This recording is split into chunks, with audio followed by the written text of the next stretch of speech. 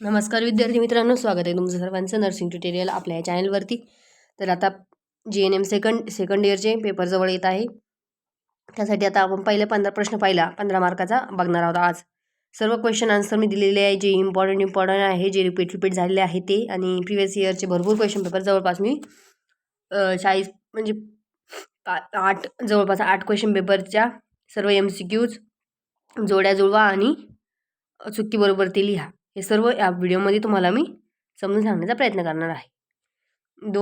आता regular video टाकणं होत नाही, माझी तब्येत बरी नसल्यामुळे, तरीसुद्धा मी आज व्हिडिओ बनवत आहे. तर व्हिडिओ जास्तीत जास्त शेअर करायचा आहे. खूप इम्पॉर्टंट क्वेश्चन म्हणजे खूप इम्पॉर्टंट आहे व्हिडिओ, कारण 15 मिनिटाचा प्रश्न याच्यावर तुमची पासिंग डिपेंड करते. त्यामुळे व्हिडिओ जास्तीत जास्त शेअर करायचा आहे.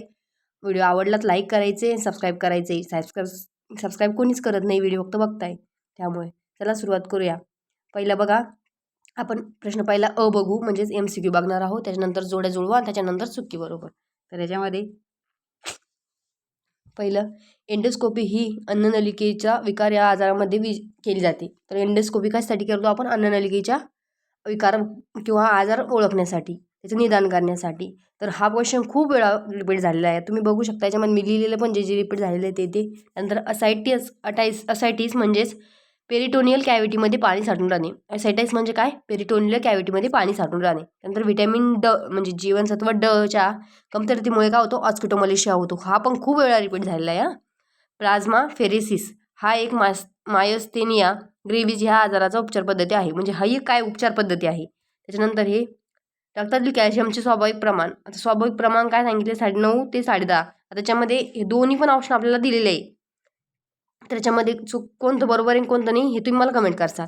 मी पण कन्फ्यूज होते याच्यामध्ये, त्यामुळे मी दोन्ही लिहिलेले. पण तरी पण पेपरच्या अगोदर कमेंट जर आली तर मी याच्यावर बघू आपण याच्यात काय उत्तर येतं. तर नाकातून रक्त येणे याला काय म्हणतो आपण? इपिस्टॅसिस म्हणजे प्लुरल कॅव्हिटीमध्ये पू जमा होणे त्या स्थितीला काय म्हणतो आपण? एम्पायमा. बहुविध औषध उपचार पद्धती कधी वापरले जाते? कुष्ठरोगामध्ये. हे तर सर्वांना माहिती आहे, नॉर्मल आहे. रक्तातील संपूर्ण बिलिरुबिनचे स्वाभाविक प्रमाण किती असते? 0.1 to 1. त्यानंतर हायपरटेन्शन हा सायलेंट किलर आहे. हा क्वेश्चन खूप वेळा विचारला गेलेला आहे, खूप सोपा पण आहे. त्यानंतर आयलेट्स ऑफ द लंगरहॅन्सच्या बीटापेशी पासून इन्सुलिन तयार होते. इन्सुलिन कशापासून तयार होते? त्याच्यापासून तयार होते. हेपॅटायटिस बीचा प्रसार कशामुळे होतो? ब्लड मार्फत होतो. कॉलरामध्ये शौच राईट्स वॉटर या प्रकारचे असते. त्यानंतर थ्रोम्बोसायटोपेनिया यामध्ये थ्रोम्बोसायटोपेनिया म्हणजेच काय? प्लेटलेट्स पेशी कमी होणे. रॅम ऑपरेशन पायलोरिक स्टेनोसिस या आजारात करतात. मोठ्या झालेल्या थायरॉइड ग्रंथीला हा क्वेश्चन खूप वेळा विचारला गेलेला आहे. तर त्याला काय म्हणतो आपण? गॉयटर. खूप सोपा आहे. ग्लायकोकोमा स्केलचा वापर आपण काय करतो? रुग्ण बेशुद्ध आहे का नाही किंवा त्याचं लेवल ऑफ कॉन्शियसनेस हे बघण्यासाठी करतो. त्यानंतर मधुमेहामध्ये प्रमाणापेक्षा जास्त ताण लागणं यालाच काय म्हणतो? पॉलिडिप्सिया.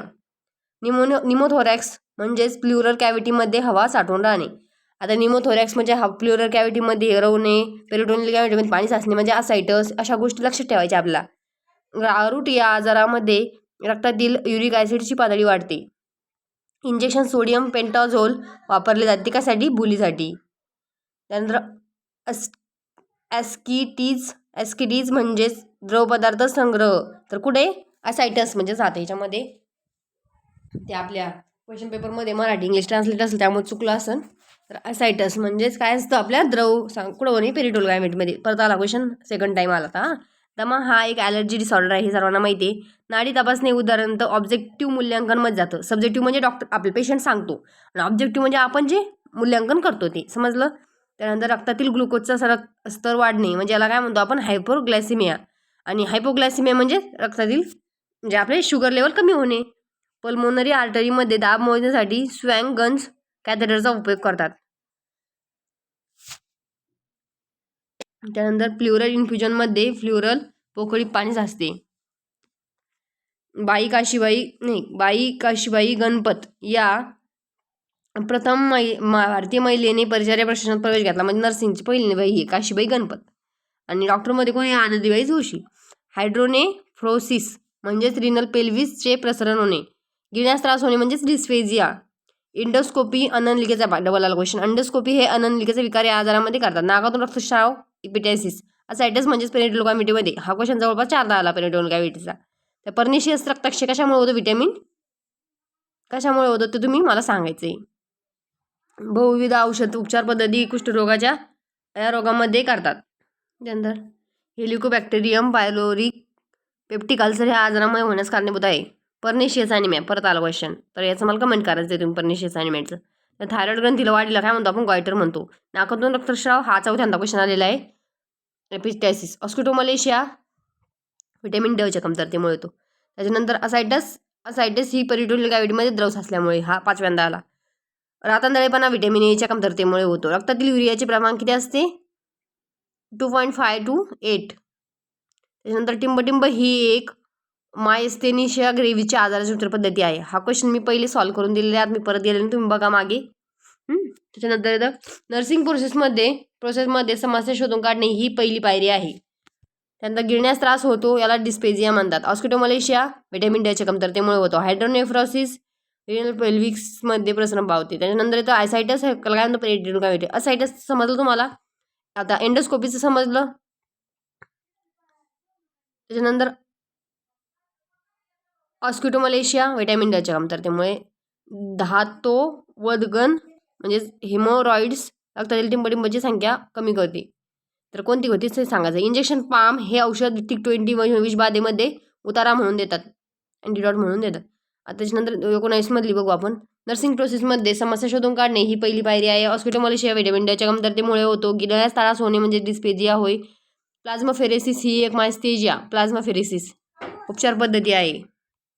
तर इंजेक्शन पाम हे औषध टिक-20 उतारा घेतल्यामुळे विषबाधेमध्ये देतात. आलं. आता त्याच्यानंतर जोड्या बघू. इपिस्टॅसिस नाकातून रक्तस्राव, सेरेब्रल मलेरिया, प्लाझ्मोडियम, फॅरेफिक्स, कोलोनिकिया, लोह रक्तक्षय, टॉट्स क्षयरोग, कुशिंग सिंड्रोम, चंद्रमुखी. त्याच्यानंतर परत रिकाम जागा बघू. अलेक्झांडर फेलेमिन हे पेनिसिलिनचा शोध लावला. त्यानंतर रक्तातील युरिक ॲसिडचे प्रमाण किती असते? 2.5 ते 8. त्यानंतर एंडोस्कोपी अननलिकेचे विकार. थ्रोम्बोसायटोपेनिया हे रक्तातील प्लेटलेट्सची संख्या कमी होणे. हेलिकोबॅक्टेरियम पायलोरिया हे पेप्टिक अल्सर आजारातील होण्याचे कारणीभूत आहे.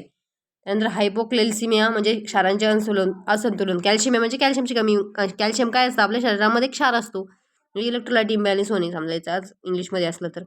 इन्स्पेक्शन शारीरिक परीक्षण. पायलोरी सिस्टोनिया, Ramstedt operation, Cushing syndrome, Chandramukhi, acute renal failure, हिमोडायलिसिस.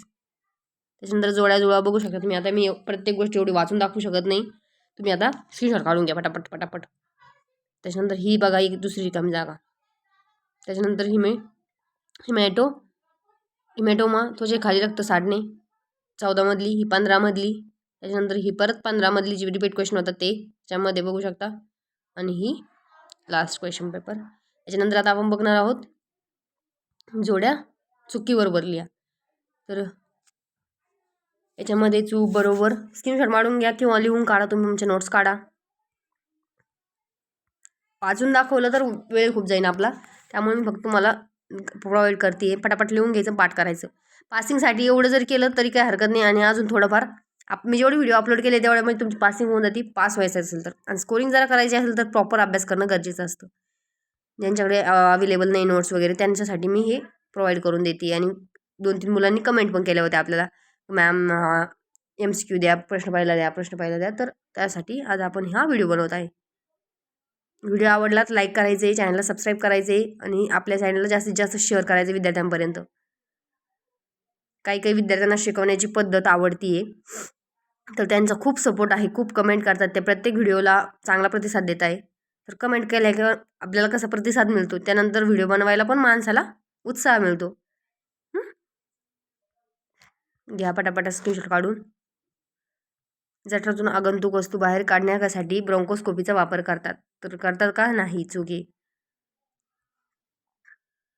दुखापत झाल्यानंतर ताबडतोब होणारा रक्तस्राव रिॲक्शनरी रक्तस्राव असतो. चूक. जिभेला दाब झाल्यास त्यालाच काय म्हणतो? स्टेमोटायसिस. चूक.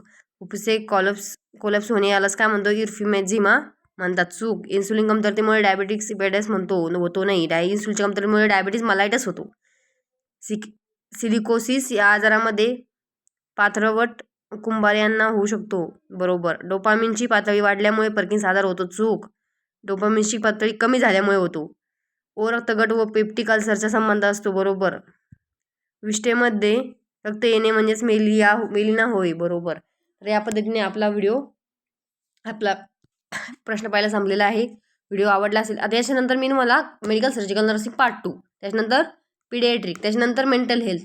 तर अशा पद्धतीने मी तुम्हाला क्वेश्चन पेपर IMP क्वेश्चन किंवा म्हणा प्रश्न पहिला प्रोव्हाइड करण्याचा प्रयत्न करणार आहे. परंतु मला प्रतिसाद चांगला पाहिजे. प्रतिसाद 100 व्ह्यूज ह्याने काहीच होणार नाही आहे. आता पेपर किती जवळ आलेले, फक्त तुमच्या हातामध्ये 18 दिवस आहे, 15 दिवस समजा. तर व्हिडिओ जास्तीत जास्त विद्यार्थ्यांपर्यंत म्हणजे तुमचे कॉलेज ग्रुप, जे स्टडीचा ग्रुप आहे त्या रिलेटेड, त्या ग्रुपमध्ये तुम्ही व्हिडिओ सेंड करा ना, तुमच्या मित्रमंडळींना बघू द्या ना, पासिंग होईल बिचाऱ्यांची. तर आवडला असेल व्हिडिओ तर लाईक शेअर सबस्क्राईब करायचं आहे. थँक्यू.